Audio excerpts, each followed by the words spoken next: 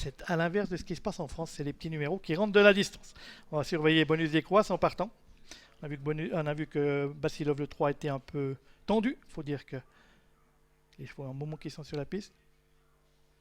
Elle n'est pas très bien partie avec Chablis du Vivier qui se retrouve en rétro. Comète de la Noé, toute à l'extérieur, a pris un bon départ, tout comme le numéro 9, Beautiful World, et qu'on a plusieurs chevaux au galop, notamment le numéro 6, Classic Chrono. On a vu également Viken qui a dû faire une faute pour aborder le premier virage. On voit que le peloton est déjà très étiré sous la conduite de Beautiful World qui n'amuse pas la galerie. Oui, qui se promène pour l'instant avec Jean-Bernard Maté. On le sait, c'est un cheval qui est très véloce, qui peut aller loin comme ça. En deuxième position, trotte Cora du Châtelet avec Viking d'Arche également qui est troisième. Classic Chrono qui a été disqualifié, le numéro 6. En quatrième position, trotte le favori Basilov avec Comète de la Noé qui est sur ses talons. Ulysse Huchetière abonnant également en 5e position un peloton qui est très clairsemé avec un peloton très étiré. Bonus des Crouasses se retrouvant très loin pour l'instant à l'image du numéro 8, Viken. Et pour passer devant les tribunes, eh bien, c'est Beautiful World qui pour l'instant réussit un véritable cavalier seul. Oui, va-t-il tenir la distance? Ça, c'est le problème de ce cheval capable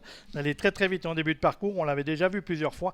Va-t-il tenir toute là? Et la question de ce Beautiful World, le fils de Password qui est en tête avec Jean-Bernard Maté, sa casaque blanche au sulky. Ensuite, on va voir le reste du peloton qui suit à de nombreuses longueurs avec notamment Viking d'Arche qui est bien placé. On a également Cora du Châtelet. On voit ensuite Basilov qui essaye de se rapprocher, mais on a toujours une grande avance pour le numéro 9, Beautiful World. Oui, et puis on a également en bonne position Comète de la Noé qui ramène le favori d'ailleurs Basilov. Début de la ligne d'en face avec Beautiful World qui a toujours nettement l'avantage. Cora du Châtelet qui ramène le reste du peloton avec Comète de la Noé, suivi un petit peu plus loin, 4e position par le grandissime favori de cette course.